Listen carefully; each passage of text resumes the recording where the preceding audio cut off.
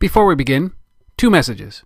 What mobile platform do companies like eBay, NBC Universal, the Los Angeles Times, Razorfish, and PayPal use to build their cross-platform native applications? Titanium by Appcelerator. They aren't alone. There are now over 25,000 apps deployed by Appcelerator, which has been called the Rosetta Stone of app development. And you can start now for free. Just go to www.appcelerator.com for more information. When my company needed to develop a key mobile product, one that I was counting on as a new source of revenue, I knew exactly who to turn to. Macadamian. They delivered on time with incredible attention to detail, and I was able to get product into customers' hands faster than I ever thought possible. I've personally known them for 10 years, and they do make great products even better. Check them out at www.macadamian.com.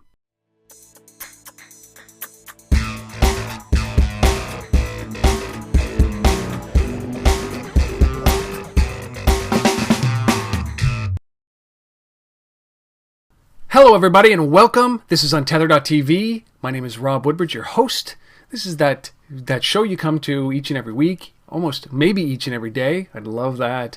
To find out about these entrepreneurs that are paving the way, that are creating this industry as this industry is being created. And sometimes it involves a little bit of creative destruction. You know, you go down a path with an idea, and then you look behind you and you say, well, maybe this isn't the right path we should be on. You look forward, you say, definitely not the path we should be on. So you make a course correction and you jump into another business, another idea, or something to that effect. And that is exactly what we're going to be talking about today. I had Gauri on in July.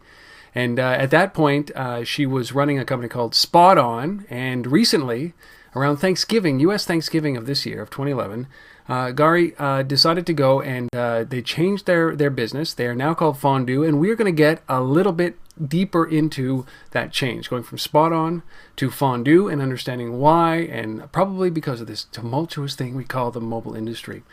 Can't wait to get into this. I'm very excited, and this is the second time that we've had Gauri on, and it should be a very, very interesting episode. So I'm not even going to talk anymore. I'm going to bring on Gauri. Thank you so much for doing this. Really appreciate you coming back on. Yeah, thank you for having me. So, we spoke in July, and you were at that point, I think that you had just finished TechCrunch Disrupt as Spot On, and you were one of the top 25 New York-based startups to watch. Why don't you just kind of give an overview of what Spot On was, then we're going to say what Fondu is, and then we're going to talk about that really important part where you went from Spot On to Fondu. So, sure. Spot On.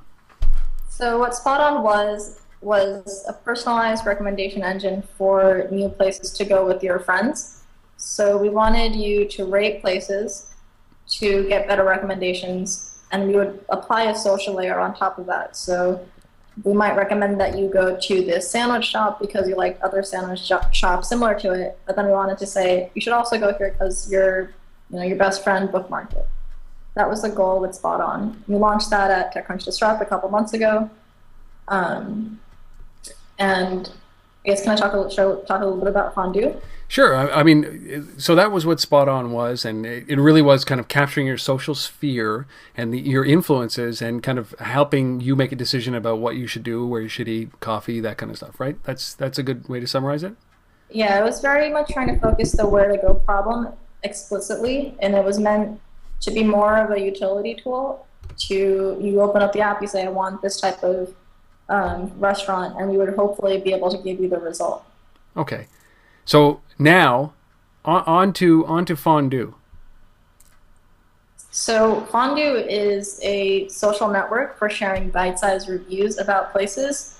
So still in the space, what Fondu does is takes a different approach to restaurant reviews. So we all know services like Yelp, where you write a review and it pretty much goes to like a public directory, and then you have to do the work of figuring out if the reviews are written by people you trust or people who have similar taste, or maybe it's written by some tourist who came into New York and just wants to hate on the place that they went. You have to do the work, which is very different than a service like Twitter, where you get to completely curate your experience. If you don't want to hear from somebody, you don't follow them. Right. If you want to hear from somebody, you might not even know that they might not even be your friends, but you just like what they're saying, so you'll decide to hear their thoughts. And we want to bring a similar curated model to sharing opinions about restaurants. So how far off are you from, is Fondu from spot on? You seem to be in the same space at least, but are you far off from the goals of where spot on was heading? Spot on very much was trying to be, like I said, like a utility tool, a way for you to say, where do I want to go, and spot on will hopefully have the answer. Fondu is more about sharing your taste with your friends, and what we saw with spot on was that people like rating places a lot. We encourage them to rate places to get good recommendations, but when we talk to our users, turns out that they didn't really care about getting the recommendations, but they did like rating places, sharing with their friends, and seeing what their friends had rated. And that was actually a pretty small component of what Spot On was, but our users like latched on to that one thing. And so that's what we decided to focus on with Fondu, is make it more of a social network, or it's just a place where you can tell your friends where you like to go, because there isn't really a platform for that right now. So, I mean, was it really? I'm so interested in this because it's I often talk about this industry as kind of in total turmoil right now, right? Which is, it's a vortex of creation and innovation and people, entrepreneurs like yourself, trying to build while going at 1 billion miles an hour, and this industry is just forming. So, it's the small and nimble companies that can maneuver and really capitalize on some of these opportunities. So when we were last talking in July with Spot On, you were very. What did you were looking at this as kind of like the Netflix? Was that it? The Netflix of reviews. Ultimately, wasn't it? You wanted to create that. So what happened? Was it just that users were using one feature versus another? Was that really how simple it was to make your decision to change over? Walk me through that process. I mean, it was actually a pretty long process. Like after we launched at Disrupt, since this is a space that's getting a lot of attention, there are a lot of players in this market. We didn't want to just change. You can't just change directions or pick a product and then build it. You have to really think carefully. And what we did was we spent like 2 months just in doing user testing, and we talked to our users, our Spot On users. We talked to random people. We talked to as many people as we could in this field to really get a sense of like the landscape and where we could actually add something new. And we made a couple of interesting insights. One was that every single person that we talked to, at least since we're in an urban environment, will say that, yep, I'm totally a foodie. I have great taste in food. I'm the person that makes the decisions with my friends and recommends places to go. But if you ask those people since they think they have good taste in food, if they share their taste on places like Yelp, they say that they don't most of the time. And the reason for that is because they have value in telling their friends, but you're not telling your friends on Yelp, you're telling random people. And so we want to kind of mirror something that we saw that was happening already, and that people were kind of starting to do with Spot On, but didn't fully have the tools to. And so that's kind of our philosophy moving forward with Fondu. And so when it's true. It's like it's broadcasting to the world versus broadcasting to the people who will listen, right? Ultimately, right. There's a lot of noise out there, and broadcasting to everybody. It's the same thing with travel sites, right? Where you're basically your social graph, or the people that you are friends with, should influence you more than than a stranger, right? Because you know them, you know their tastes, and then you can weigh based on that whether or not you should go to that restaurant or eat that food. It makes much more sense. Yeah, exactly. Like just the fact that I've decided to follow somebody, whether or not I know the person in real life. Like I was in Midtown, I'm not usually there. Saw somebody reviewed a place that was close by very highly. I just know that I trust that person. That's really the only thing that I know. And so then I decided to go, and it was great. And I think that when people make decisions, it's really kind of human and organic. And that's one thing that we saw with doing all this testing, was that people are in a group and it's like, where should we go? It's not like really straightforward. Usually it's the last thing that's in somebody's memory, or they walked by a place and it was cute, or somebody recently was like, you should check out this place close by. It's all different. It's very kind of natural. And so we're just trying to facilitate that, as opposed to creating an unnatural way of organizing this data. there's probably two ways of doing this, right? Where you're wandering around a city that you don't know, and you're trying to figure out what you should eat. So in New York, there's a restaurant. Literally every second building is a restaurant. So it's about trying to find the restaurant that you would like. But you can be wandering around and you can pull up your mobile device and you can say, okay, like what's around me, and make a decision based on that. Just kind of arbitrarily, look, there's an Olive Garden, right? Or, there's a Sbarro in every corner. So it's really about trying to figure out that. So there's about finding or searching for something. And then there's really about leveraging. So you're in New York, and you know that 30 people that you know are in New York. They all recommend this one restaurant. That obviously you're going to go to that restaurant. You're going to find a way to get to that restaurant. And it's a difference between find, which is a new way of doing things, and search, which is the old way of doing things. And I think so. You kind of facilitate that you fill that gap, don't you? Which is, look, I'm in the city. I got to find a place to eat, and I'm gonna top of mind are the people that I know in the city, and they're gonna make some recommendations for me. Yeah, and it's even more than that. We feel it's not even. I mean, you can use it just to like find places to go and for it to be kind of a utility tool, but we don't really think of ourselves that way. It's a lot about you and you being able to share your taste with your friends. So even if you never used it to find places to go, it still is actually pretty emotional for you to just tell your friends, these are my favorite places, this is what I got here, this is the experience I had, I went here with this person, and to just share that with people who are actually listening. So go back to this this decision to kind of you've done a couple of months of testing. You realize that this one feature is something that resonates with your users, and you decide in your head. I mean, what was that conversation with everybody that said, okay, so we're over here, and one little piece of what we do is what we want to now blow out and become our business. What was that conversation like? Or was it just a series of conversations? Like with our team? Yeah.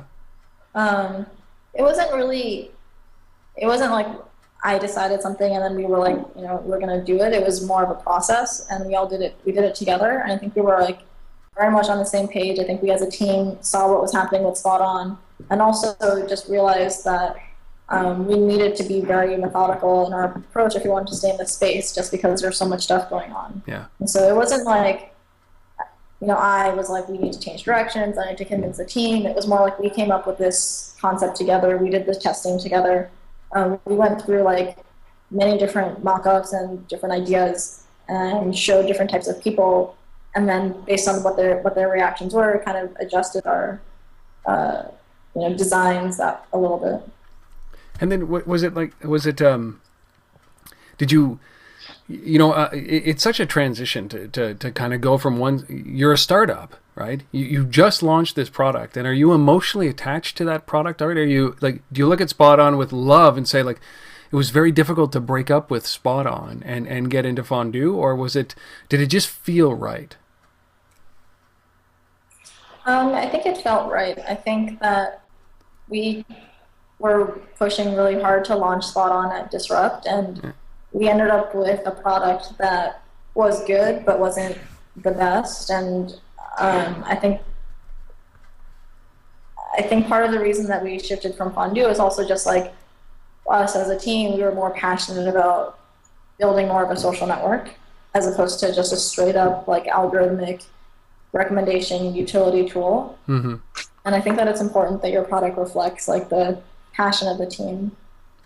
Yeah, so I mean, certainly an algorithm is cold, right?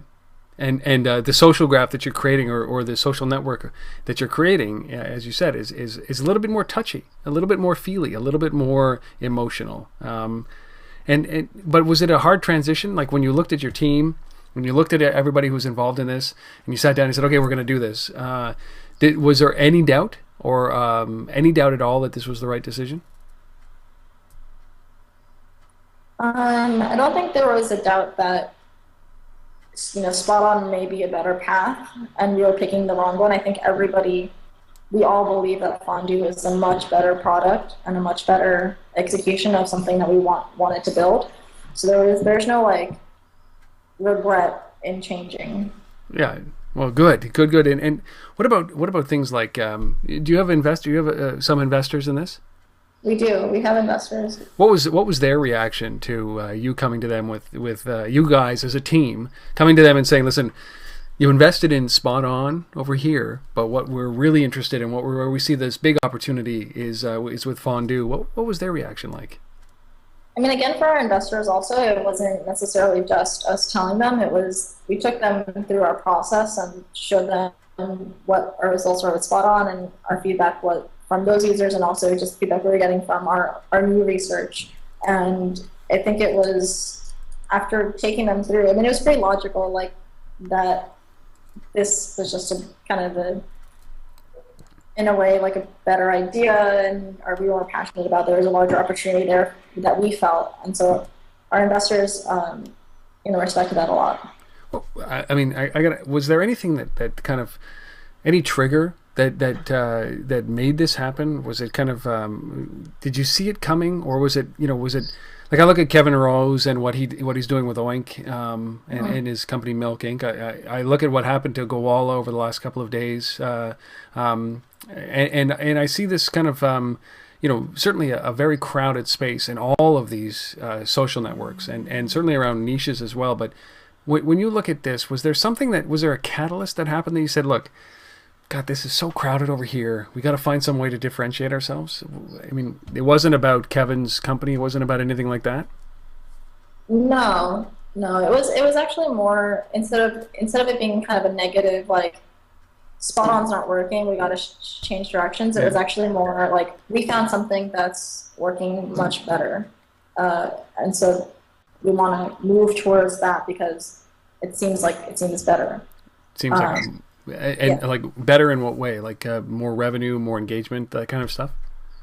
I think for us, the focus has always been on engagement first. And just in terms of like engagement, we saw that it was actually a behavior. With Spot On, there wasn't necessarily like a behavior that we were mirroring exactly. Whereas with Fondu, we felt that it was actually something that was more natural, that would fit into people's behavior better.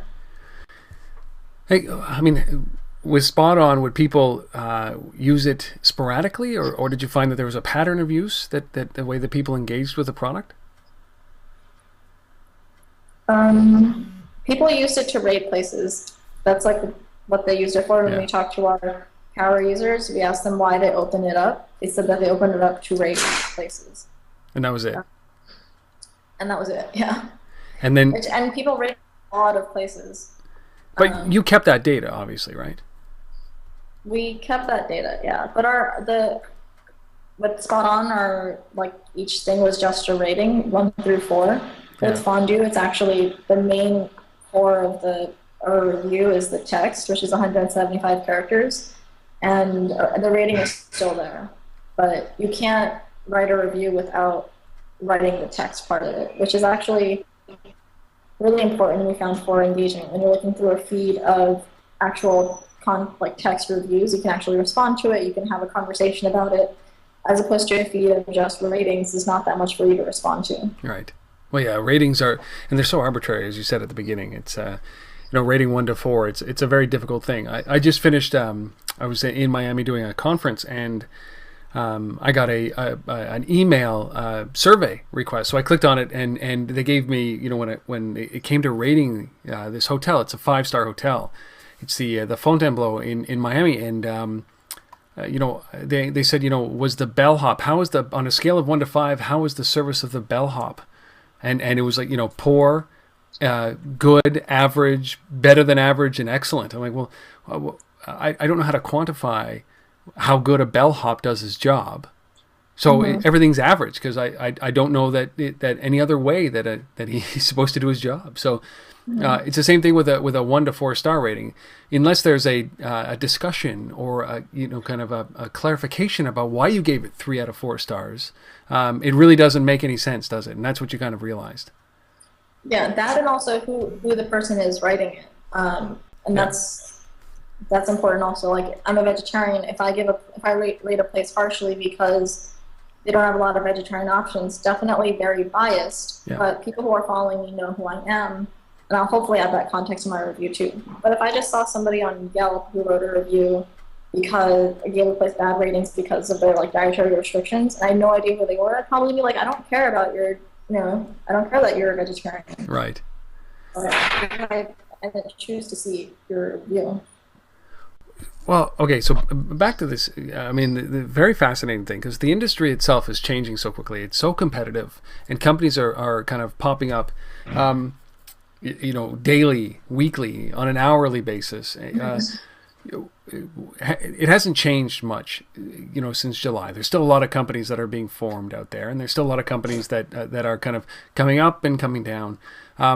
But we had talked, I think, in July about kind of expansion. You were going to look at New York City as the main thrust of everything because, really, of the number of the sheer volume of restaurants and sheer volume of people in New York City. Now, do you look at this with Fondu and say we're going to stay in New York? Do you still think about expansion? You growing this, across the country, or are you kind of a little bit more thinking a little bit more local? Fondu is actually available everywhere. Everywhere. Right, yeah. Okay. So we have, there are people writing reviews in Chinese. We have actually a lot of users in the Netherlands. So because we're actually built on top of Foursquare's menu database, and people are just using that to attach reviews, using those locations to attach reviews to. So it's global. International. It's global, and I mean, is that so? I guess one of the challenges now marketing this thing a little bit further. So one of the things that you do is obviously you start using it, and your social networks start using it, and it pushes it out in all the right formats. But are you how are you marketing this thing across? So we're actually, since we're with we're focusing on restaurants, there's a pretty powerful subculture around food and people who are definitely influencers in that space. And so we've been working with them, reaching out to them, getting them to adopt the app.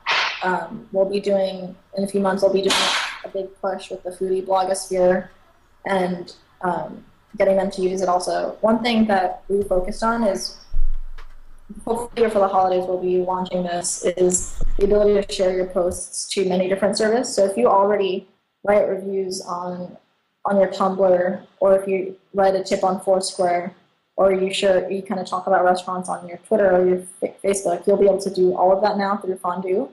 So we want Fondu to be like a central hub of like you talking about places, and a lot of people keep Tumblr and write tips on Foursquare. They can just share out to these existing platforms. So what it sounds like is that there's a lot of, or there's no friction here. That you're integrating well with other technologies, so that people you're using existing technologies that people are already using. Is that part of the key here to make sure that it's that easy? Yeah, exactly. And we know that people tweet about their experiences at restaurants, or they might tell their friends on Facebook already, and so we don't want to stop you from doing that because you have your networks on those platforms that we want you to keep talking to. But we think Fondu, since we're focused on that, we can create a special, intimate community for talking about opinions about food, and then you can still push out your thoughts on other services that you're used to as well. Okay. All right, so the team comes to a conclusion that this is where we have to go. So Spot On kind of disappears and is replaced by Fondu. Mm-hmm. The investors, same thing. The investors are part of this decision, which is so important. Especially when you're making a transition like this, they say, listen, there's a business case for this. Users are using this. They're not using this. Let's move over here. Lots of competition. So the business case is made. Now, what about the users? So you've created a little community around Spot On. Yeah. And now you come to them and say, listen, Spot On, I'm going to assume that the transition, and we'll talk about that, the transition was we're going to stop working on Spot On and start working on Fondu. What are the users? What's that process of bringing users into this now? Well, we kept Spot On going. We didn't really pay that much attention to it, to be honest, but we let it just kind of sit there, and people did use it. And then recently, when we launched Fondu, we kept them posted, told them to download our new app, and hopefully a lot of them converted. Well, did you get any feedback? Were there people, because you go through that transition where it's like, I'm so passionate about Spot On, I'm Spot On, and then it's like, and then you see that real opportunity in Fondu, and you say, okay, well, Spot On, it can sit by itself while we build this out. And then when you launch Fondu, did you find, were some of the customers, did they embrace this? Do you feel that they embraced it, or were they concerned? Were there angry customers? I think that, I mean, one thing that we did actually was we reached out to our power users of Spot On, and they were actually involved with our testing process with Fondu. And so we knew that it wasn't, and like we saw how they transitioned over to Fondu, and we saw that it wasn't like, it wasn't something that they would be angry about. I think that since people were using Spot On really to rate places, people actually became more obsessed because now it's only for that. Yeah. So I think the response is really good. Now, so I guess one of the great things about this transition is you kind of simplified the offering, and were there any lessons that you learned in building Spot On that you said, okay, well, listen, certainly around Fondu, we're not going to make those same mistakes. Was there anything that you saw in Spot On in retrospect that you thought, oh, we probably shouldn't have done that, or we probably should have done this instead of that? Were there any examples of that you can bring up? Yeah, I mean, there are so many things that we did with Fondu that we never did with Spot On. A lot of it was focused on just like the early stages of how you develop your product. I think with Spot On, there wasn't enough of showing users the product early on, where with Fondu, we got in testers so early, we were so embarrassed to show them what we had, but we decided that it was really important to have them play around with it just to get a sense of like, are we on the right track? And that was something that was really, really helpful for us. So some of those. People are often scared of showing early prototypes because you'll get feedback, and it's usually not the feedback that you want. But obviously, it was enough encouragement for you to continue. Yeah, and we definitely picked people. I mean, a lot of them were like very passionate Spot On users, but we definitely communicated that this is like a really early product. You're seeing, super early stages of it, but we just want to see if, just functionality-wise, this is actually something that's addicting.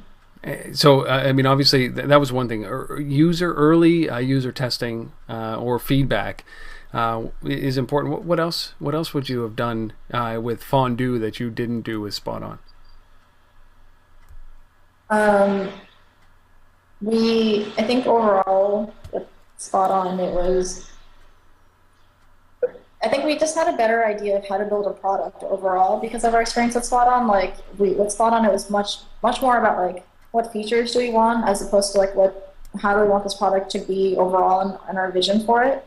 And with Fondu, we spent a lot more time planning and thinking about what we actually want to create overall. Like how do we actually want to like change the world with this, not just like what features do we want to build. Yeah. So it's a difference in like perspective only, I guess, but it made a big difference in how we thought about our product. Because now we like have a framework for making decisions because we know we're working towards a goal. We know it's important to us. We know how to brand ourselves. And all those things kind of fall into place, I think, when you have a good vision. Well, it's like taking a mulligan, right? Where I've done this, and we won't have to do that with this episode. Where I've recorded entire episodes with people, and sometimes I've forgotten to hit record. I'm not embarrassed to say that. It's one of those shameful moments where I say, okay, thank you, and I look and I said, wow, I didn't record that whole thing. That was a great episode, and we didn't record any of it. So it's kind of I'm recording, just so you know, I'm recording right now. Yeah. But it's kind of like a good rehearsal, right? So that next, if they have enough time, most of them have said yes, thankfully, to do it again, which is remarkable that I monopolize that much of somebody's time. But when we do it again, it is a little tighter. It's a little bit more concise. The information is free-flowing. It's like I know what they're about to say. They know what I'm about to ask. So, you really, there's a comfort level. And I'm going to assume, probably in a better way, I could have used a better example, one that is less embarrassing, I'm sure, but it's the same thing when you're knee-deep into development and you go at it a second time very closely after the first time. It's like, look, you know what? We made these mistakes. We're not going to do that again. We're going to dive into it, and we're going to have a clear idea of an outcome of what we want. So it's got to be self-reinforcing. It's got to feel good, doesn't it, to be able to do this a second time? That's totally right. It feels like we're actually doing things correctly, and we have much more like just much more experience in building products and actually getting things out there. Well, I think about it. Most people go through life without um, without launching a product, and kind of in a 4 month span, you've launched two products, right? Like that's one of the testaments to mobile. I would say is that the fact that you can get these kind of products out as quickly as you guys have done it and proven, right? Yeah, definitely. You can move really quickly, and and you should if come across something a different opportunity. Was there ever a moment where you thought, listen, we're going to keep Spot On alive and we're just going to launch Fondu as a second product? No, it was. I think we as a team really believe in fondue and want to focus all of our energies on that. We don't even want to worry about something else, especially when we truly believe that fondue is just kind of going to be amazing. Then we want to kind of really work on that. So ostensibly, like you killed Spot On, and tough words, but it was like, do you look at that as just a learning, a step in the way that you are going to develop Fondue and other products going forward? Like it's a Yeah, natural evolution. yeah, it is an evolution, and I don't think that we wasted time with Spot Hmm. On. I don't think we could have like gone here if we hadn't gone through that experience. So it was exactly like a step in the right direction. So you kind of almost recommend it. Like it takes for me, especially as an entrepreneur, it takes a certain level of maturity in a business, and having business acumen and understanding the market and understanding where you want to play in that market, to be able to come to a realization that, listen, this product, it's time to put this product down. And I kind of equate this to a very emotional piece, which is, do you I mean, putting down a product is it can be emotional, and it can be like putting down a pet, right, or a relative, or something that you're really truly enamored with. Did you go through those kind of feelings where it's like, I poured my heart and soul into this, and now we're going to put it down? Did you have those kind of feelings? No. I mean, I Am I mean, just too so emotional here? Is that the problem? I mean, it's definitely very emotional for us too. I think it was.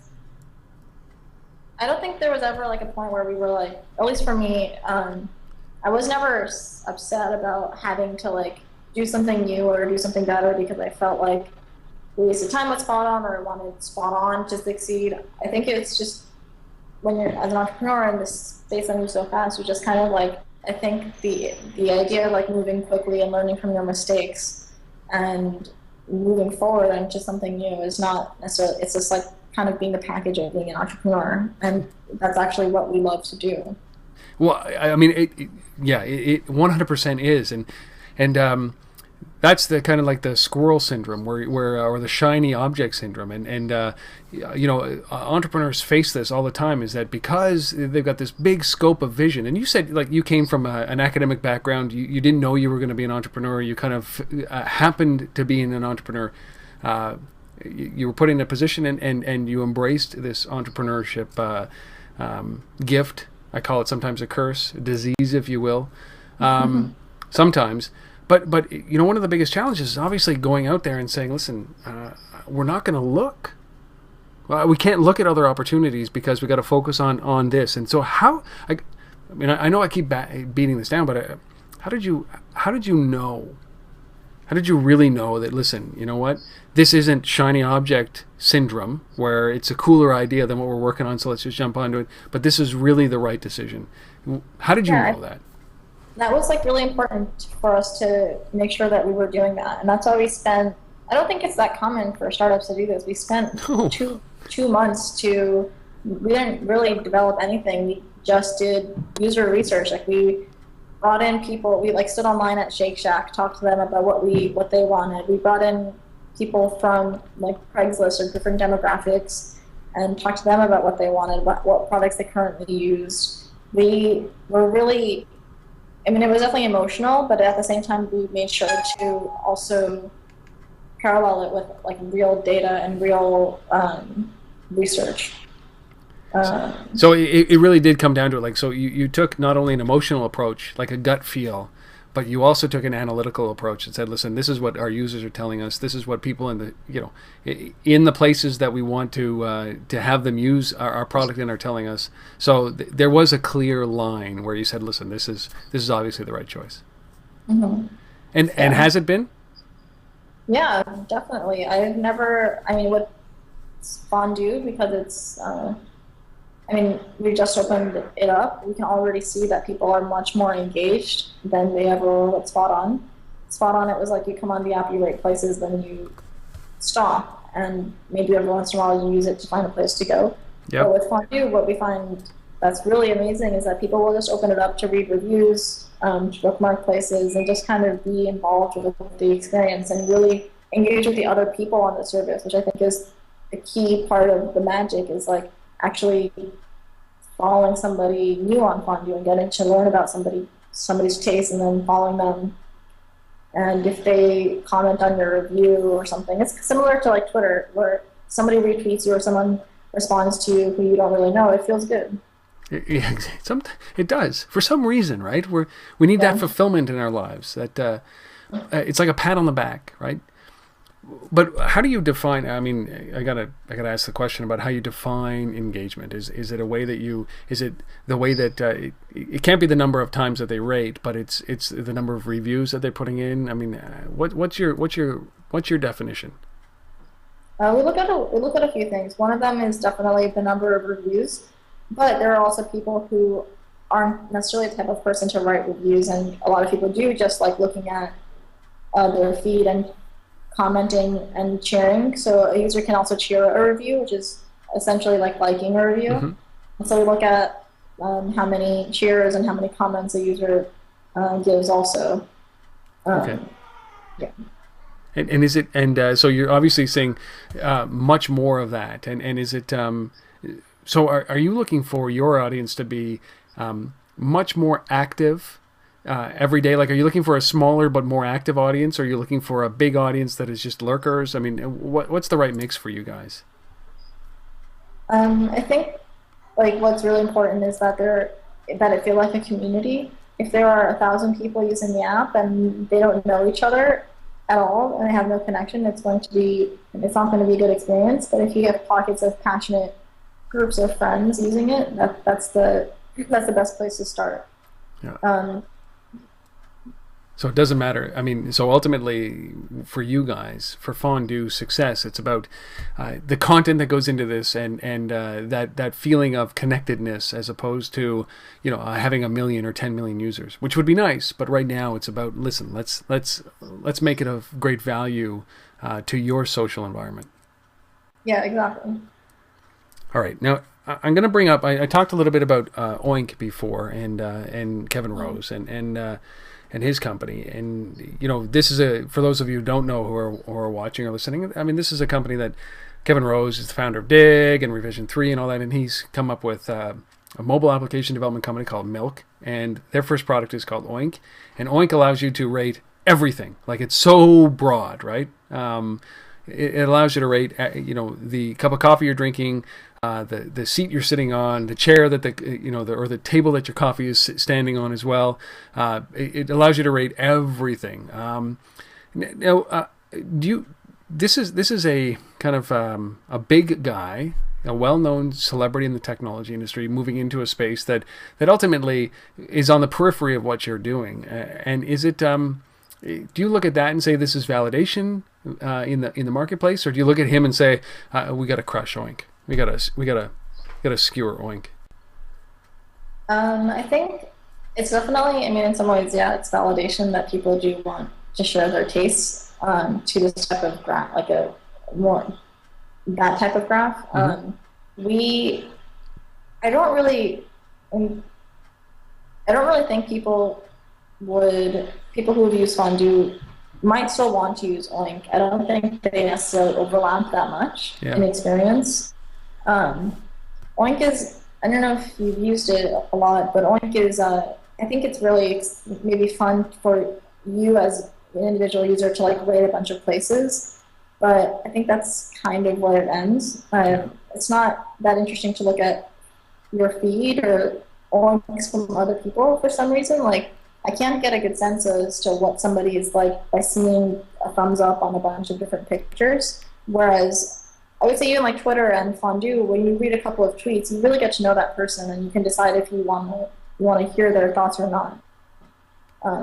Yeah. So one is like a good point is that Oink seems to be superficial, right? Where it's not a deep relationship that you're trying to build or engagement that you're trying to build. What something like Fondu is about getting to know that person and understanding that they understand, or the context with which they're rating something is different because you know who they are a little bit. And Yeah, yeah, definitely. I mean, I think, yeah, I mean, for some reason, Oink's community just it doesn't feel like a community right now. yeah. It seems like there's maybe a lot of people on it, but I can't imagine myself actually seeing somebody oink something and it to actually affect my behavior. It's pretty funny. I mean, we're talking about oinking. It's just, yeah.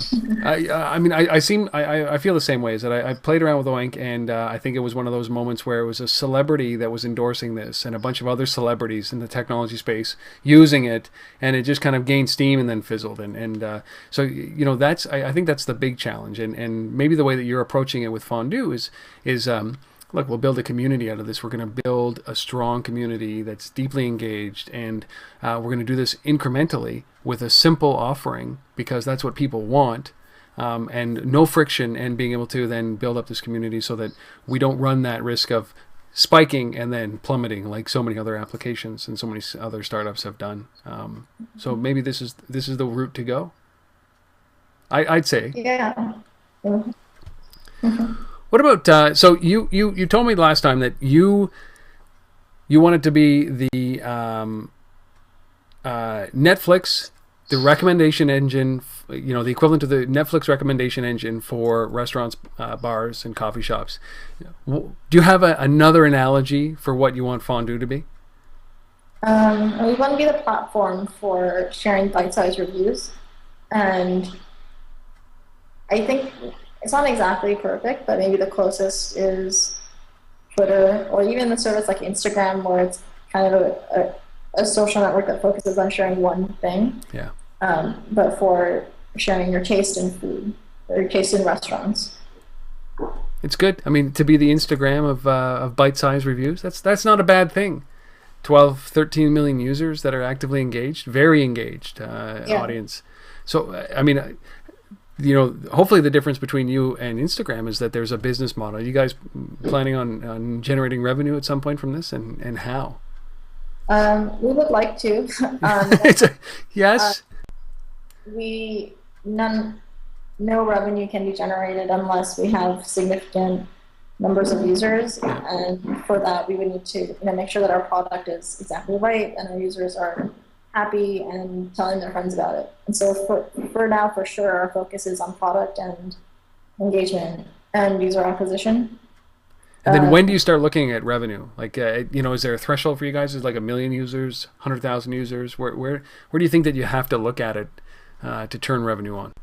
Well, I mean, we're actually going to be experimenting with a couple of different ideas relatively soon and just kind of seeing what works. I don't think that there's necessarily, a business model that's been, like, there's not like a road that's been paved in terms of business models for this type of service. Yeah. And a lot of it will be trying some new things. Well, if there's one thing I can say, Gauri, it's the fact that you're not afraid to try these new things, which is one of the great assets, the great characteristics of an entrepreneur is that, listen, if it's not working and if you've run into a roadblock, how many times have you heard this, that, oh, that's just the way that it is. And, that's the company. It's just the way that it is. And what you guys have done, it would seem, is that you've taken that challenge and said, well, it shouldn't be that way. It shouldn't be this hard. We should offer more value. There's got to be deeper engagement. So you pivot, you change, you turn where there's an opportunity. And I think that that's what you've done. So it doesn't surprise me that there's going to be a lot of experimentation that's going on as you try to wayfind. And as long as, you've got the right team and your investors are patient enough, then you take full advantage of that, don't you? Yeah, exactly. I think that it really, comes down to having a solid team. I think one thing that people ask a lot is that like, so your team was fine with it? They just decided to change directions, and it's like, yeah, of course. We're that's actually what comes first, and we decided together. Well, it's very important that everybody's on board. I got to ask you one last question. I got to frame this right because it's kind of a forward-thinking question about what the space that you're in, and you know, as we kind of crest into the new year, and I want this episode to still remain relevant even if it's past the new year. I mean, when you look outwards and you think about 2012 and beyond in your space, are there any prevalent trends that you're seeing or big ideas that you think are going to start to happen in the coming 12 months in the space that you're in?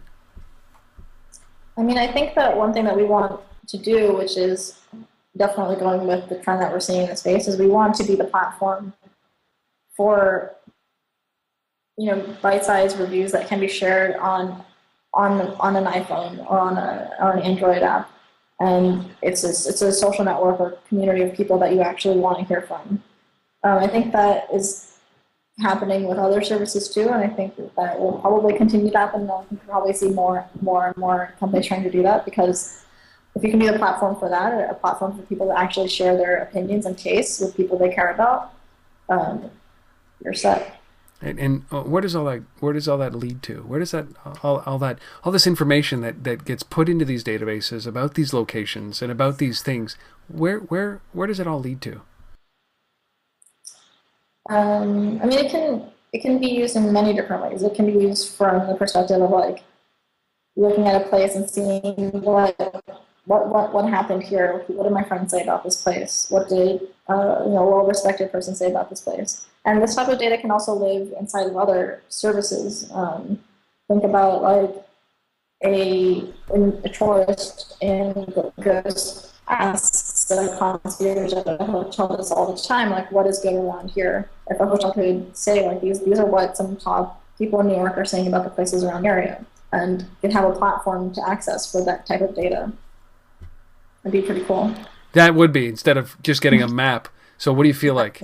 And putting the map in. Okay, so there's a Chili's right here, right? And it would be good to have that kind of curated data. Like it's the promise of this industry that we're in, and what I would hope is that at some point these things start to materialize. And certainly the change in direction that you guys have gone in, or I wouldn't say a change, but the honing of the direction that you guys are in. Have tapped into something that I'm very eager to watch as you guys develop, and perhaps in 6 months I'll have you back on and see how Fondu is actually progressing compared to what you thought it was, as you've changed over. Would you be okay with that? Yeah, that sounds great. Parting thoughts. I think it's great. I mean, what this industry is changing so quickly, and anybody who's rooted in the middle of this industry understands that it's a whirlwind, and to change with it is something that is so important. And it's one of the great characteristics that we see of this space, is that first of all, you can come up with an idea.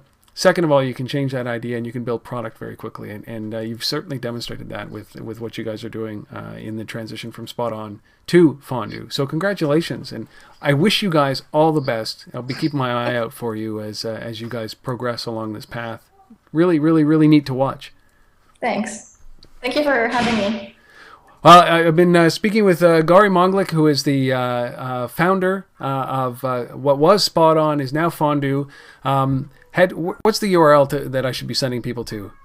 Fondu.com, Fondu.com. I got a great domain name too, Fondu.com.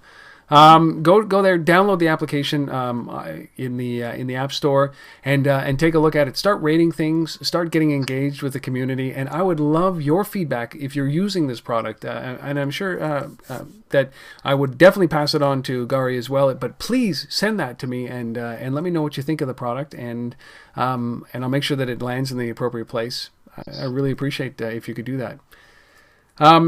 Thank you for being a part of this. I really appreciate you coming on, Gauri. It's been enlightening. Congratulations on all the change. Thank you. I'm very happy to be here. Thank you, folks, for watching wherever you may be, whatever you're doing. You know, I love it. Send me some feedback at untether@gmail.com. I'd love to hear it. And I will look forward to actually bringing you the next episode of Untether.tv. See you later. See you, Gauri. See ya.